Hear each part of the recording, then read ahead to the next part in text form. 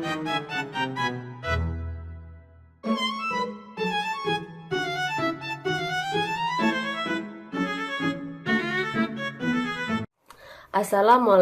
warahmatullahi wabarakatuh. Perkenalkan, nama saya Mariska Safitri dari Pendidikan Informatika NIM 240631100052. Di video ini, saya akan berbagi 5 tips efektif untuk belajar coding bagi pemula, khususnya menggunakan Java. Yuk simak videonya. Tips yang pertama, mulai dengan dasar-dasar Java. Kenapa ini penting? Karena Java memiliki aturan penulisan atau sintaks yang harus dipahami agar bisa membuat program. Sebelum membuat program besar, kita harus memahami konsep dasar seperti struktur program, variabel, tipe data, dan fungsi. Apa saja yang harus kalian lakukan? Yang pertama, pelajari struktur dasar Java seperti cara menulis kelas, metode, dan main. Yang kedua, kenali tipe data seperti int, double, string, dan boolean. Yang ketiga, pelajari cara menampilkan output dan menerima input dari pengguna. Kode sederhana yang saya buat yaitu di sini terdapat public class. Tips pertama, yang fungsinya program Java harus ada dalam kelas. Dan di sini juga terdapat public static void main. Fungsinya itu fungsi utama yang dijalankan saat program berjalan. Dan di sini terdapat sistem output untuk mencetak teks ke layar. Coba kita run dan nanti yang bakal muncul itu tulisan hello world. Untuk tips yang kedua, praktekkan secara langsung. Karena teori saja tidak cukup, kamu harus langsung mencoba menulis kode agar lebih paham. Belajar sambil praktek membuatmu lebih terbiasa menghadapi error dan memahami konsep lebih dalam. Yang harus kalian lakukan yaitu coba tulis ulang kode, contoh, dan jalankan sendiri. Yang kedua, gunakan editor kode seperti VS Code, IntelliJ atau NetBeans. Biasanya saya gunakan dalam pemrograman Java yaitu NetBeans. Yang ketiga, gunakan fitur debugging untuk memahami bagaimana program berjalan. Di sini saya membuat program kalkulator sederhana. Terdapat public class. Tips 2. Kelas ini adalah fungsi utama yang dijalankan saat program berjalan. Dapat PSVM yang dimana fungsi utama yang dijalankan saat program berjalan. Dan sini juga terdapat scanner input sama dengan new scanner untuk membuat objek scanner untuk menerima input. Dan di atasnya itu kalau kita misalnya pakai scanner nanti bakal ada tulisan import Java until scanner untuk menginfer kelas scanner untuk membaca input dari pengguna. Di sini saya menggunakan tipe data double. Tipe data double memiliki variabel yaitu angka 1. Variabel memiliki nilainya yaitu input.next double.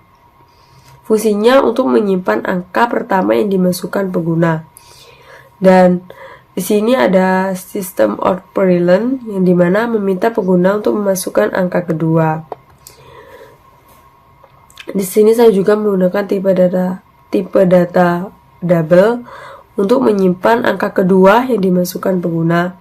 Dan di sini juga saya menggunakan tipe data double yang memiliki variabel hasil. Variabel hasil ini memiliki hasil yaitu angka 1 ditambah angka 2, fungsinya untuk menjumlahkan kedua angka. Di sana terdapat sistem output untuk menampilkan hasil perjumlahan. Semisal saya memasukkan angka yang pertama yaitu 2 dan angka yang kedua yaitu 3, berarti hasil dari perjumlahan yaitu 5. Gitu untuk run ketika saya sudah untuk menerang. Dan tips yang ketiga, ikut komunitas dan forum pemrograman itu sangat penting juga, karena belajar coding pasti akan mengalami kesulitan atau error. Terus, komunitas pemrograman bisa membantu saat kamu butuh solusi atau inspirasi. Kamu juga bisa belajar dari pengalaman programmer lainnya. Apa aja sih yang kalian lakukan? Pertama yaitu bergabung dengan komunitas online seperti Stack Overflow atau untuk bertanya dan mencari solusi error. Yang kedua, GitHub untuk melihat dan berkontribusi ke proyek open source. Yang ketiga, Discord, Telegram, atau grup Facebook tentang pemrograman. Tips yang keempat, buat proyek kecil.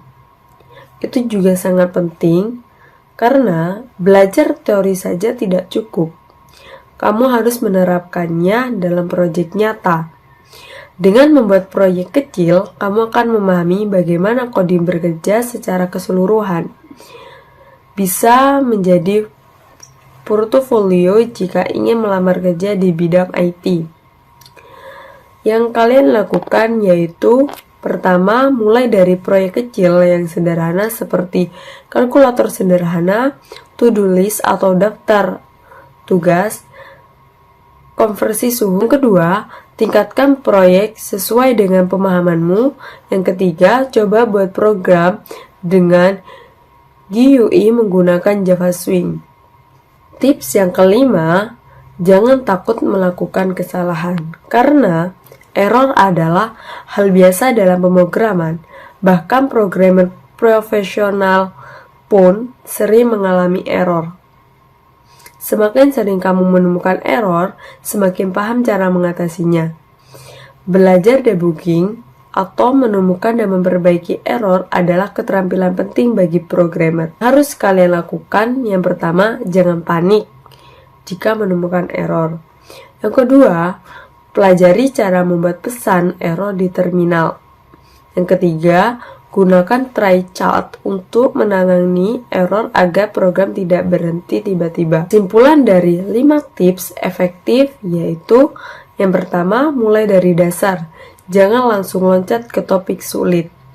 Yang kedua, praktekkan langsung dengan latihan dan proyek kecil. Yang ketiga, bergabung dengan komunitas akan lebih cepat berkembang. Yang keempat, buat proyek sendiri sebagai latihan nyata. Yang kelima, jangan takut error karena itu bagian dari belajar. Sekian video dari saya, kurang lebihnya mohon maaf. Wassalamualaikum warahmatullahi wabarakatuh. Bye.